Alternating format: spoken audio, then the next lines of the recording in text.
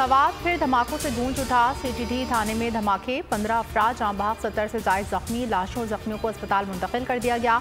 Rescue operation जारी। थाने की 3 मंजिला इमारत जमीन बोझ, बिजली की सप्लाई मअतल। IG खैबर पख्तूनख्वा को इब्तिदाई रिपोर्ट मौसूल। सीटीडी पुलिस स्टेशन के अंदर धमाका हुआ। धमाके की नौयत का तयन फिलहाल नहीं हो सका। दहशतगर्दी की कार्रवाई करार देना भी कबल अज़ वक्त करार।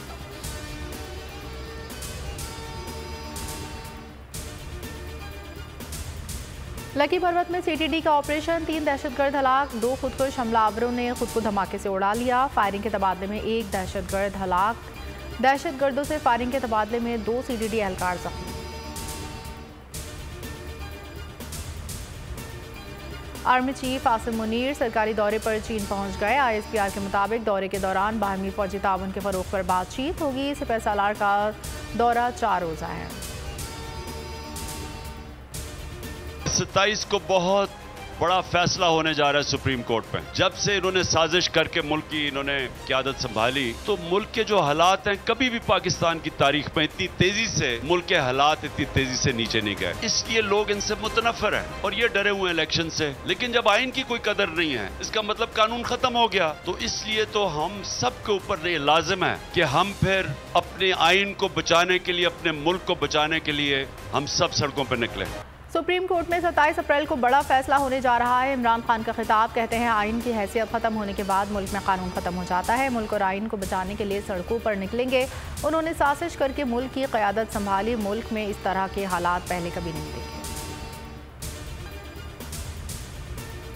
पाकिस्तानी बैटर्स की मेहनत पर गेंदबाजों और फील्डर्स ने पानी फेर दिया। न्यूजीलैंड क्रिकेट टीम ने पाकिस्तान को 5वीं T20 में शिकस्त दे दी। सीरीज 2-2 से बराबर हो गई।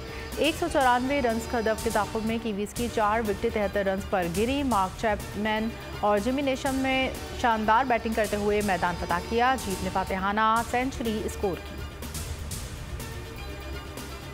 ड्रॉप कैच से मैच हाथ से निकला। 25-30 रन भी कम बने। बाबर आजम बॉलर्स की परफॉर्मेंस से भी नाखुश, कहा अच्छा खेल कर हारे, स्कोर का दिफा करना चाहते थे। अच्छी परफॉर्मेंस ही नहीं, बुरी कारकर्दगी से भी खिलाड़ी बहुत कुछ सीखते हैं। हुकूमत ने इलेक्शन से फरार का नया तरीका ढूंढ लिया है। इलेक्शन से भागने के लिए 2 ऑप्शन पर गौर। पहले ऑप्शन में वज़ीर आज़म कौमी असम्बली से एतमाद का वोट लेंगे। दूसरे ऑप्शन में शहबाज शरीफ काबीना के हमरा सुप्रीम कोर्ट में पेश होंगे। ज़राए के मुताबिक वज़ीर आज़म ने नवाज शरीफ से मुशावरत कर ली। काबीना ने फैसला किया तो 27 अप्रैल को एतमाद का वोट लेंगे। वज़ीर इत्तलात मरीम औरंगज़ेब ने तरदीद कर दी, कहती हैं ऐसी कोई मुशावरत नहीं हुई।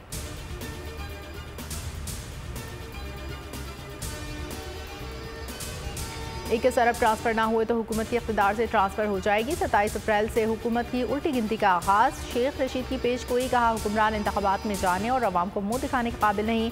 शहबाज सरकार का अदलिया का फैसला मानने से इनकार, आइन से खुली बगावत है।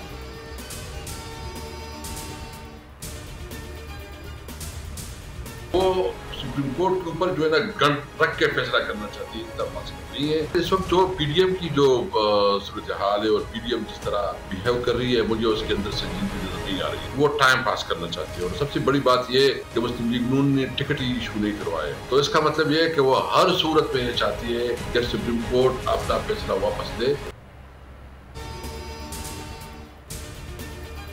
नून लीग गन पॉइंट पर सुप्रीम कोर्ट से फैसला कराना चाहती है। साबिक स्पीकर कौमी असम्बली सब कैसर कहते हैं सियासी कशीदगी खत्म करने और मामलात आगे बढ़ाने के लिए सुप्रीम कोर्ट ने अच्छा मौका दिया है। हम अदालत का हर फैसला मानने के लिए तैयार हैं। मामलात को आइन के मुताबिक हल करना चाहते हैं।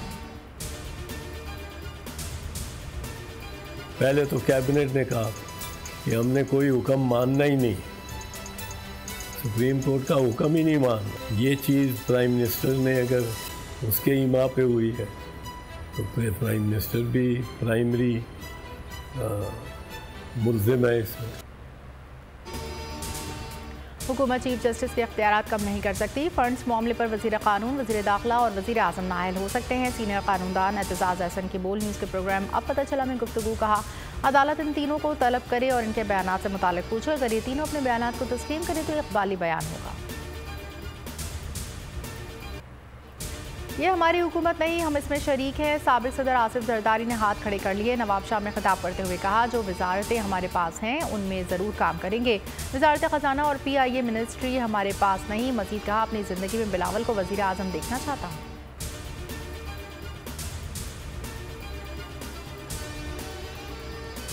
तहरीक इंसाफ की इंतखाबी मुहिम आज शुरू होगी। पार्टी टिकटों की तकसीम पर नजरसानी, कमेटी ने काम शुरू कर दिया। नाराज उम्मीदवारों से दरखास्तें मौसूल। नाराज उम्मीदवारों ने टिकट वसूल करने वालों के खिलाफ सबूतों के ढेर लगा दिए।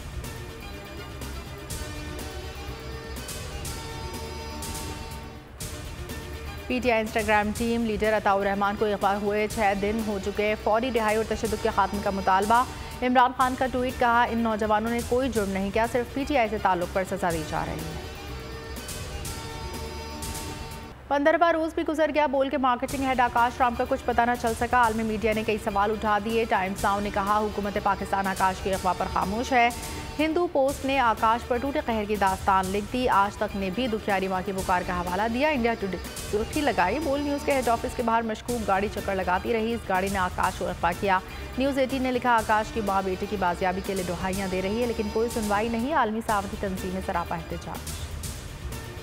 अरबों डॉलर हुकूमत पाकिस्तान को मिले, मरकर कहाँ गए? एशियाई तरक्याती बैंक की सालाना रिपोर्ट के मुताबिक सबसे ज़्यादा कर्जे पाकिस्तान को दिए।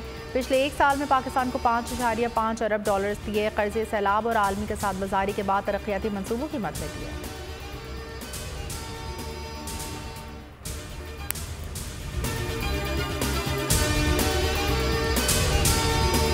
हवाए नफ्स की है हुक्मरानी, लुटेरा कर रहा है पासबानी। बोल न्यूज के मार्केटिंग हेड आकाश राम ताहाल लापता, तफ्तीशी इदारे जवाब देने से कासिर। अहले खाना परेशान, बेटे की जुदाई में माँ गम से निढाल। जो बच्चों हिंदू पर आए थे, जो को पाकिस्तानी, मुझे मेहरबानी करे पंहिंजो आकाश वापस कयो। हुकूमत से बेकसूर और मुहिब्बे वतन बेटे की बाजियाबी के लिए फरियाद। आकाश राम के अगवा के खिलाफ अहले खाना की जानिब से सुप्रीम कोर्ट में दरख्वास्त दायर। सुप्रीम कोर्ट के चीफ जस्टिस उमर अता बंदियाल से आकाश राम के अहले खाना की जल्द समाअत की इस्तदा। मुश्किल की इस घड़ी में आलमी मीडिया ने भी उठाई आवाज। CNN, आज तक, इंडिया टुडे, टाइम्स नाउ समेत आलमी मीडिया ने आकाश राम के अगवा के खिलाफ दिया बोल का साथ। उफ क्या जुल्म है, बोल इंसाफ का मुंतजिर। सब्सक्राइब करें और बेल दबाएं ताकि कोई खबर रह न जाए।